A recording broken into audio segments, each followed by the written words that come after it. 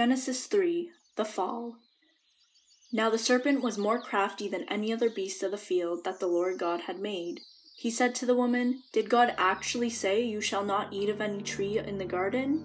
And the woman said to the serpent, "We may eat of the fruit of the trees in the garden.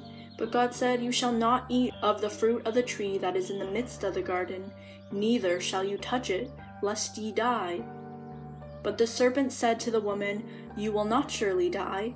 For God knows that when you eat of it, your eyes will be opened, and you will be like God, knowing good and evil.' So when the woman saw that the tree was good for food, and that it was a delight to the eyes, and that the tree was to be desired to make one wise, she took of its fruit and ate, and she also gave some to her husband who was with her, and he ate. Then the eyes of both were opened, and they knew that they were naked. And they sewed fig leaves together and made themselves loincloths.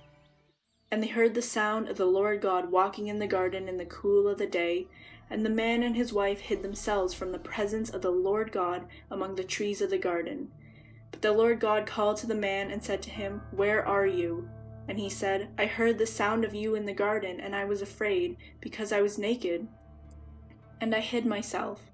He said, "Who told you that you were naked? Have you eaten of the tree of which I commanded you not to eat?"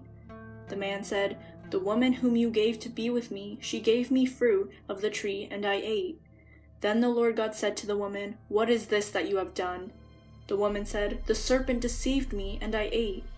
The Lord God said to the serpent, "Because you have done this, cursed are you above all livestock, and above all the beasts of the field.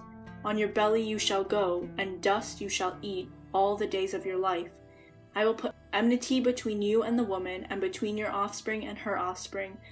It shall bruise thy head, and you shall bruise his heel." To the woman he said, "I will surely multiply your pain in childbearing. In pain you shall bring forth children. Your desire shall be contrary to your husband, but he shall rule over you." And to Adam he said, "Because you have listened to the voice of your wife, and have eaten of the tree of which I commanded you, you shall not eat of it. Cursed is the ground because of you. In pain you shall eat of it all the days of your life. Thorns and thistles it shall bring forth for you, and you shall eat the plants of the field. By the sweat of your face you shall eat bread, till you return to the ground. For out of it you were taken, for you are dust, and to dust you shall return." The man called his wife's name Eve, because she was the mother of all living. And the Lord God made for Adam and for his wife garments of skin and clothed them. Then the Lord God said, "Behold, the man has become like one of us, in knowing good and evil. Now, lest he reach his hand out and take also of the tree of life, and eat and live forever." Therefore the Lord God sent him out of the Garden of Eden to work the ground from which he was taken.